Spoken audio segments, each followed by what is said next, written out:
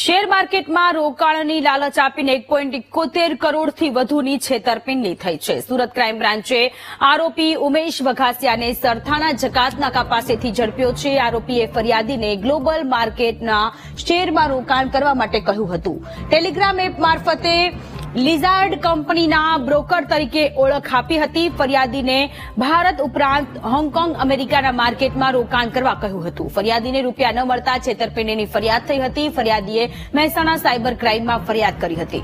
Mehsana cyber ક્રાઇમે એક આરોપીને ઝડપી લીધો હતો. ઝડપાયેલા આરોપી ઉમેશ વઘાસિયાના નામનો ખુલાસો કર્યો છે. તો જો કોઈ વ્યક્તિ તમને ફોન કરીને શેર માર્કેટમાં રોકાણની લાલચ આપે તો તમે છેતરાતા નહીં, કારણ કે વધુ એક આંખ ઉઘાડનારો કિસ્સો સામે આવ્યો છે. સુરતમાંથી આ કિસ્સો સામે આવ્યો છે. 1.71 કરોડથી વધુની છેતરપિંડી કરી છે. સુરત ક્રાઇમ બ્રાન્ચે આરોપી ઉમેશ વઘાસિયાને સરથાણા જકાતનાકા પાસેથી ઝડપી પાડ્યો છે. આરોપી ગ્લોબલ માર્કેટમાં રોકાણ કરો તે પ્રકારની વાત કરી રહ્યો હતો. ટેલિગ્રામ એપ મારફતે લિઝાર્ડ કંપનીના બ્રોકર તરીકે આ આરોપીએ ઓળખ આપી હતી. સંવાદદાતા શૈલેષ ત્રિવેદી આપણી સાથે જોડાયેલા છે. શૈલેષ, આંખ ઉઘાડનારો કિસ્સો સામે આવ્યો છે. શેર માર્કેટમાં રોકાણની લાલચ આપી 1.71 કરોડથી વધુની છેતરપિંડી થઈ છે.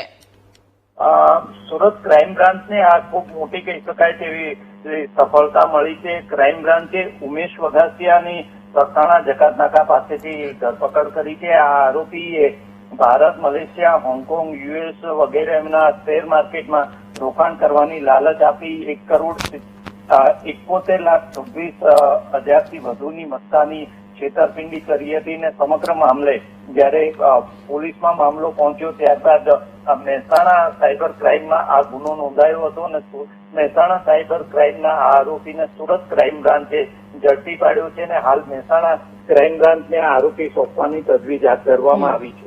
જી શૈલેષ, આભાર તમામ વિગતો માટે.